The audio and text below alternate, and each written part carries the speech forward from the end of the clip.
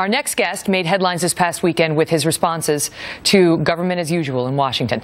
Joining me now with his first reaction to President Obama's State of the Union address, Senator Ted Cruz. Senator, good to see you tonight, and your thoughts on the president's message this evening. Well, Megan, it's always great to join you. I thought the speech tonight was really disappointing. You know, the president had an opportunity to be magnanimous, to be gracious, to recognize that just 2 months ago the American people voted overwhelmingly rejecting the current path we're on. And he could have said, I hear you, and we will work together. We'll get back to where we should have been in the first place. We should have been focusing on jobs and economic growth and opportunity. But instead, the president didn't do that. He didn't listen to the voters who are hurting right now. Instead, he just doubled down on the same failed policies of the last 6 years, more and more taxes and spending and debt, and it's not working. And it really was disappointing to see the president refusing to acknowledge the overwhelming sentiment of the American people that we want a different path. We want robust economic growth. We want people to be able to achieve the American dream, and that's getting harder and harder right now. He says it is working. He calls it middle-class economics and says the verdict is in. It's working. Some of the stats offered by the president and in some of the news reports today: unemployment down to 5.6%, gasoline prices down, stock markets are up, economy grew by 5% in the third quarter of last year, its fastest rate in more than a decade. How can you hit him on the economy?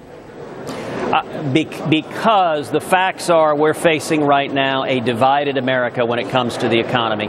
It is true that the top 1% are doing great under Barack Obama. Today, the top 1% earn a higher share of our national income than any year since 1928.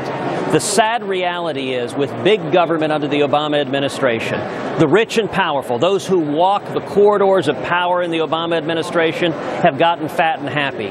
But working men and women across this country, we have the lowest labor force participation since 1978. The reason the unemployment rate keeps falling is millions of people keep dropping out of the workforce altogether, so they're not counted in that number. And I'll tell you, wage stagnation. For over a decade now, median wages have stagnated, and this is an administration that benefits those with connections to Washington, with influence, and hardworking men and women are finding it just harder to make ends meet. We need to be fighting for the working men and women, not those with power in Washington. The president says he wants to work with Republicans, and yet came out tonight in no uncertain terms and really threatened at least 4 vetoes on several matters, from the rollback of his immigration policies to Iran sanctions to Keystone Pipeline and on it went, Obamacare changes and so on. Do you think his offer to work with the Republicans, I guess outside of those issues, is in earnest?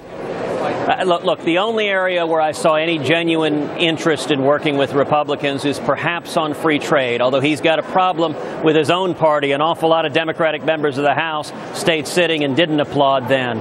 On everything else, he had rhetoric of inclusion in between threatening to veto over and over and over again common sense bipartisan legislation. You know, the Senate is getting ready to pass the Keystone Pipeline. We'll pass it with a bipartisan supermajority, and yet the president has said he'll veto it, even though an overwhelming majority of Americans want those jobs, want the energy independence, recognize this is a common sense step. Iran sanctions is another example. There are enormous threats. The greatest threat to our national security is Iran acquiring a nuclear weapons capability, and yet the president is dug in on a negotiation strategy that is making it more likely that Iran acquires nukes. Last question quickly on this. Do you think that the president was setting the stage for the next Democratic presidential candidate? Oh, I think he was trying to, and I think he hopes that the next candidate engages in the same far-left policies. This is a man of the left. You know, it reminds me of the classic Saturday Night Live skit with Christopher Walken, where, if you remember, there's a band playing, and his solution to every problem is more cowbell, more cowbell.